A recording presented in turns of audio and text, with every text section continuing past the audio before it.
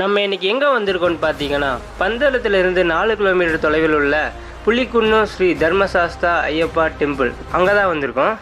அப்படி இந்த கோவிலில் என்ன விசேஷம்னா, ஐயப்பனோட பாதமும் புலியோட அந்த காலடி தடமும் ஒரு அழகான பாறையில் பதிஞ்சிருக்கு. அதை பார்க்க தான் நம்ம இப்போ அங்கே போயிட்டுருக்கோம். நான் சபரிமலை போயிட்டு கிட்டத்தட்ட ஒரு 7.5-8 மணி நேரம் கழித்து ஐயப்பனோட தரிசனம் பார்த்து முடிச்சுட்டு இந்த படிகள் ஏறனால ரொம்பவே சிரமமாக இருந்துச்சு. நம்ம போகிற வழியில் இருபுறமும் ரப்பர் மரங்கள் தான் அதிகமாக காணப்பட்டுச்சு. புலிக்குன்னம் ஐயப்பன் கோவில் கேரளாவில் பத்தனம்திட்டா மாவட்டத்தில் அமைந்துள்ளது. இந்த கோவில் ஐயப்பனுக்காக அர்ப்பணிக்கப்பட்டுள்ளது. மேலும் இது மிகவும் பிரபலமான யாத்ரீக தலங்களில் ஒன்றாகும். இந்த கோவில் 1000 ஆண்டுகளுக்கும் மேல் பழமையானது என்று நம்பப்படுகிறது. பாண்டிய மன்னர்களால் கோயில் கட்டப்பட்டதாக புராண கதை கூறுகிறது. அவர்கள் 6ஆம் நூற்றாண்டு முதல் 15ஆம் நூற்றாண்டு வரை இந்த பகுதியை ஆட்சி செய்தனர்.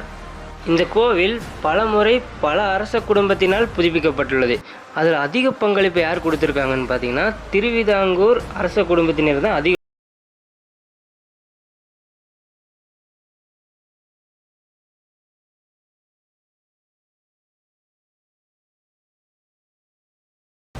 இந்த இடம் ஐயப்பனின் தாயின் கொடிய நோயை தீர்க்க புலிப்பால் கொடுத்து உதவிய புலிகளை ஐயப்பன் ஆசீர்வாதம் செய்து திருப்பி காட்டிற்குள் அனுப்பி வைக்கப்பட்ட புனித ஸ்தலமாக இந்த இடம் கூறப்படுகிறது.